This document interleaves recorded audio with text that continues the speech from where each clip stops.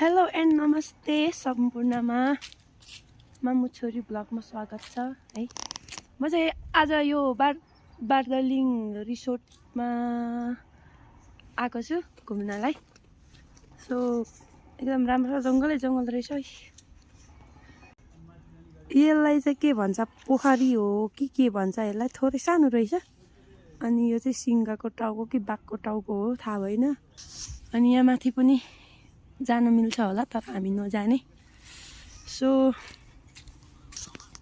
मेरो साथी हेर्नु न के गर्दैछ, के कोट्याउँदैछ, के बनाउने।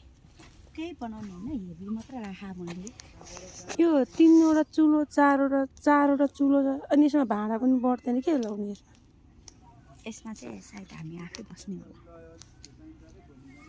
ल ठिक छ, एकदम राम्रो रहेछ घुम्ने ठाउँ है। सबजना घुमिरहेछन्। दिस इज अ पोन्ड, तर सबै फोहोर रहेछ कि स्विमिङ हो कि क्या हो, जाउँ खेल्नलाई। यहाँ यो जोडी कहाँसम्मको लागि हो थाहा छैन। हाम्रो हालत यस्तो छ हजुर, के गर्नु। घर त्यहाँ छ, कहिले जानु।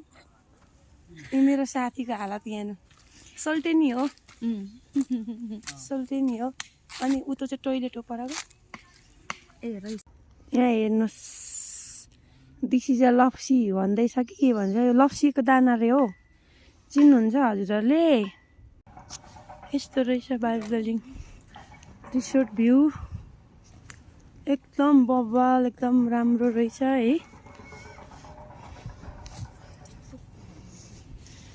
यो चाहिँ पिङ हो, यसमा चाहिँ म खेल्छु हेर्नु है।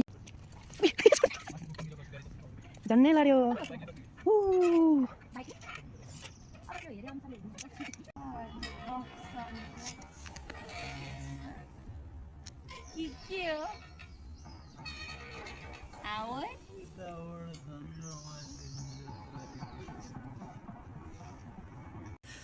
हेर्नुहोस् है, हामी चाहिँ यो के अरे यो रिसोर्टमा चाहिँ आएको छौँ। एकदम राम्रो रमाइलो ठाउँ रहेछ है।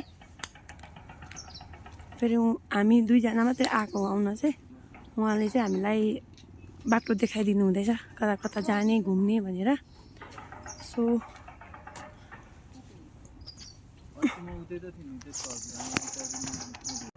अब झोलुङ्गोमा फेरि पनि खेल्ने हो। एकदम बबाल चिसो। सो हामी चाहिँ अब लाग्यो बाटो। पनि हजुर